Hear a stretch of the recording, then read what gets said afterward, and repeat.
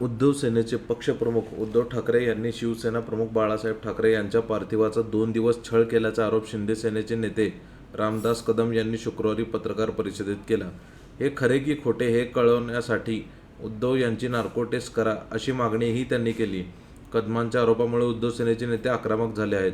ज्या बाळासाहेबांनी तुम्हाला आणि आम्हाला मोठे केले त्यांच्याशी ही बेईमानी असल्याची टीका खासदार संजय राऊत यांनी कदमांवर केली.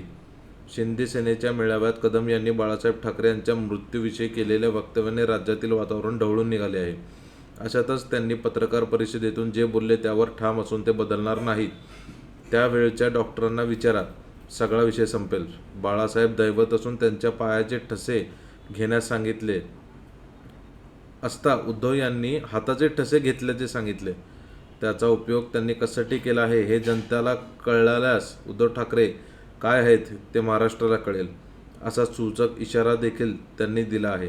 रामदास कदम यांनी केलेल्या आरोपावर खासदार संजय राऊत यांनी प्रत्युत्तर दिले आहे. त्यानंतर देवेंद्र फडणवीस यांनी सुद्धा उद्धव ठाकरेंवर टीका केली.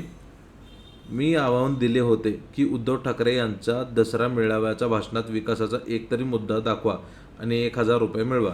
पण मी उद्धव ठाकरे यांचे आभारच मानेन की त्यांनी माझे 1,000 रुपये वाचवले. त्यांच्या भाषणात विकासाचा एकही मुद्दा नव्हता, अशी टीका मुख्यमंत्री देवेंद्र फडणवीस यांनी शुक्रवारी केली. पत्रकारांशी बोलताना मुख्यमंत्री म्हणाले, मुंबई महापालिकेला कसे पुढे नेणार याबाबत अवाक्षरही ठाकरे यांच्या भाषणात नव्हते.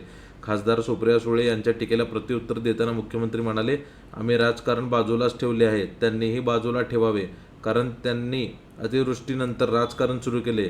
तेही सत्तेत होते. नैसर्गिक आपत्ती आली की त्यांनी काय केले आहे हे एकदा आरशात बघावे, मग ते ज्या राजकीय मागण्या करतात ते बंद होतील.